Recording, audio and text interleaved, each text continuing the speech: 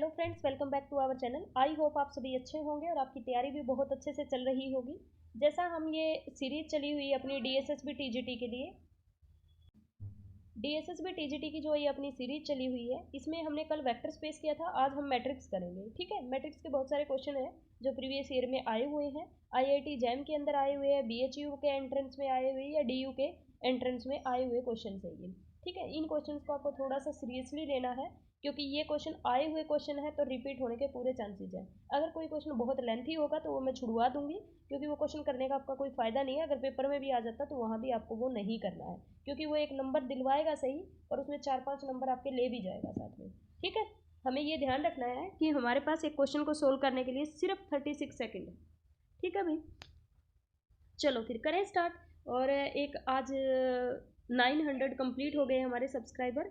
इसके लिए जो भी अपने नए सब्सक्राइबर जुड़े हैं उनका वेलकम है भाई, और जिसने भी चैनल को शेयर किया है उनका बहुत बहुत बहुत बहुत धन्यवाद। चलो फिर करें स्टार्ट।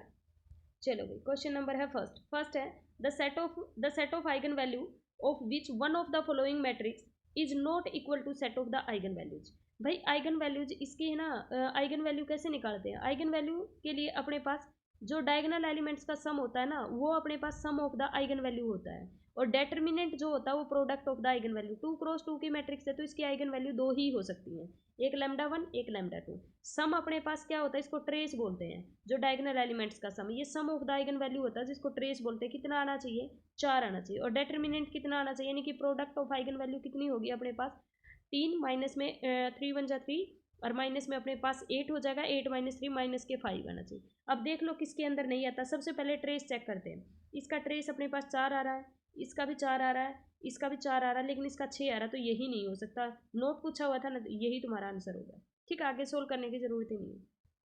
ये नहीं आप लैम्डा लेके आइगन वैल्यू निकाल रहे हो, नहीं ऐसे नहीं करना है। पी अपने पास कोई 4x4 की मैट्रिक्स है with entries from the set of rational numbers. एक एंट्री दे रखी है। वैसे तो अगर 2x2 की मैट्रिक्स होती तो मैं दूसरी एंट्री, अगर अपने पास कभी भी कॉम्प्लेक्स में एंट्री हो तो दूसरी एंट्री होगी इसकी √2 माइनस आयोटा। लेकिन मैट्रिक्स दे रखी 4x4 की, तो हमें ये निकालने की जरूरत ही नहीं है, हम नहीं निकालेंगे इसको। ठीक है, root of the characteristics polynomial of matrix आपको पी का बताना है, एंड आई अपने पास आइडेंटिटी मैट्रिक्स है जिसकी आइगन वैल्यू 1 1 होती है। तो ये पूछ रहा है कि कौन सा सेटिस्फाई करेगा, तो आपको क्या करना है, यही आपको मान लेना है कि पी इज इक्वल टू होगा √2 प्लस में आयोटा। अदरवाइज हम ट्रेस की हेल्प से ही करती मैं, अगर 2x2 की मैट्रिक्स दी होती, लेकिन दे रखा 4x4 की, तो अपने पास यही बेस्ट मेथड है। एक मेथड तो ये है, इन चारों के अंदर ये वैल्यू पुट कर लो, जिसको सेटिस्फाई करेगी वही आंसर हो जाएगा। दूसरा अपने पास पी इज इक्वल टू, ये लेट कर लो, दोनों साइड आपको क्या करना है, स्क्वेयर करना है।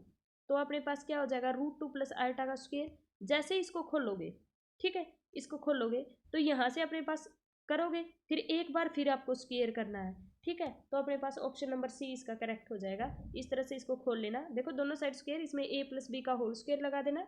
यहाँ से अपने पास इधर ले आना, -1 बन जाएगा, यहाँ पे इधर ले आना, फिर दोनों साइड स्क्वेयर कर देना और दोबारा फिर होल स्क्वेयर खोल देना। ऑप्शन नंबर सी सेटिस्फाई हो जाएगा।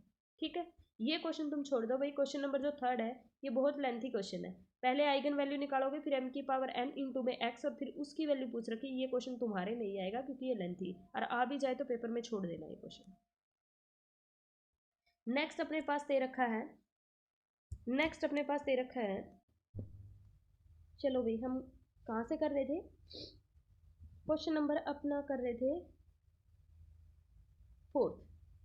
पता है क्या हुआ, मैंने एक बार वीडियो बंद कर दी थी और फिर मैंने पूरी रिकॉर्ड कर दी और अब दोबारा कर रही हूँ। फिर जैसे ही मतलब बंद करना लगी, तब पता चला कि ऑन ही नहीं कर रखी। चलो कोई ना, दोबारा कर लेते हैं। एम अपने पास सेट ऑफ इन्वर्टिबल मैट्रिक्स है। क्या दे रखी है? Invertible matrix. 5x5 की क्या दे रखी है? Invertible matrix. एंट्रीज है 0 और 1। भाई 5x की मैट्रिक्स है तो एंट्रीज कितनी होगी? 25 होगी। ध्यान से देखो, उसकी एंट्रीज 0 और 1 है।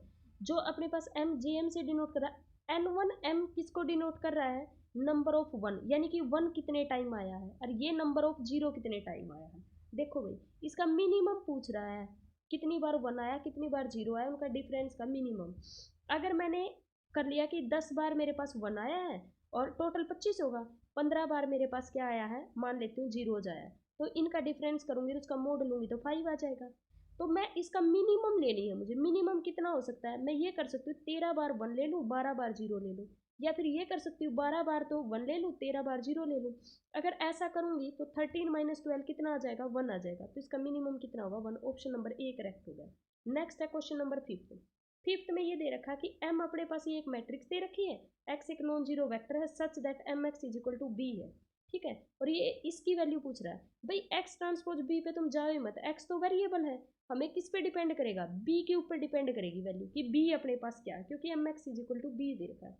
इस मैट्रिक्स का आप डेटर्मिनेंट निकालोगे तो जीरो आएगा। डेटर्मिनेंट जीरो आएगा तो एटलीस्ट एक आइगन वैल्यू पक्का जीरो है। अगर अपने पास एक आइगन वैल्यू जीरो है तो इसको क्या होना पड़ेगा, होमोजीनियस होना पड़ेगा। तभी इसका सॉल्यूशन है, अदरवाइज इसका सॉल्यूशन ही नहीं निकलेगा।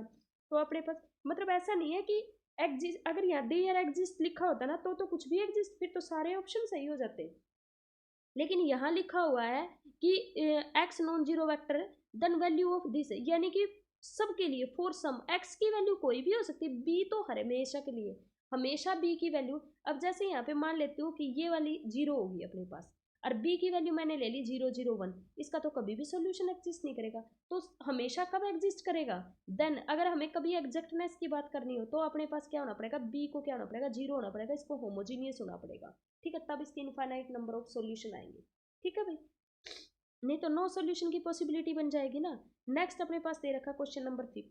आई अपने पास आइडेंटिटी मैट्रिक्स है, रूट दे रखे कैरेक्टरिस्टिक्स पोलिनोमियल 4x4 मैट्रिक्स की बतानी है। जब भी अपने पास ये दे रखा हो ना तो आप क्या करो, इसको m इज इक्वल टू ले लो भाई।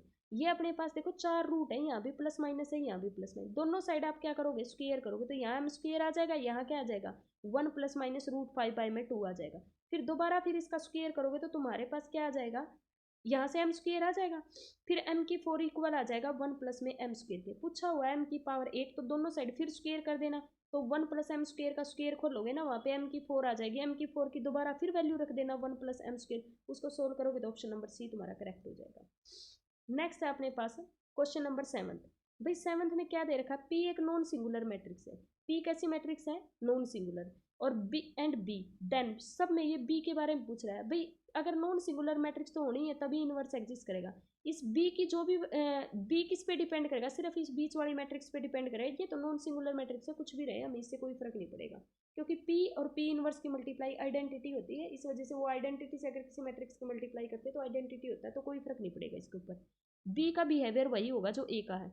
ए देखो कैसी है, ए अपर ट्रायंगुलर मैट्रिक्स है, क्योंकि ये सारी की सारी वैल्यू जीरो है, तो इसकी आइगन वैल्यू क्या होगी, 0 0 हो जाएगी, ठीक है। जब भी अपने पास अपर ट्रायंगुलर या लोअर ट्रायंगुलर मैट्रिक्स होती है उसकी आइगन वैल्यू डायगोनल एलिमेंट्स होते हैं, तो इसकी आइगन वैल्यू 0 0 0 हो जाएगी, ठीक है भाई। अगर सारी की सारी आइगन वैल्यू 0 है तो इसका मतलब ये हो गया कि ये 3x3 की मैट्रिक्स है ना, तो इसका मतलब बी की क्यूब पक्का 0 होगा, और हमें नहीं पता उससे पहले भी 0 हो सकता है, लेकिन क्यूब और क्यूब से आगे तो पक्का 0 होगा, तो ऑप्शन नंबर बी इसका करेक्ट हो गया। नेक्स्ट है क्वेश्चन नंबर 8। ए अपने पास कोई भी रियल स्क्यू सिमेट्रिक मैट्रिक्स है such that A square plus I is equal to 0 दे रखा है, देन इनकरेक्ट बताना है। भाई रियल स्क्यू सिमेट्रिक मैट्रिक्स हमेशा स्क्यू हर्मिशन होती है।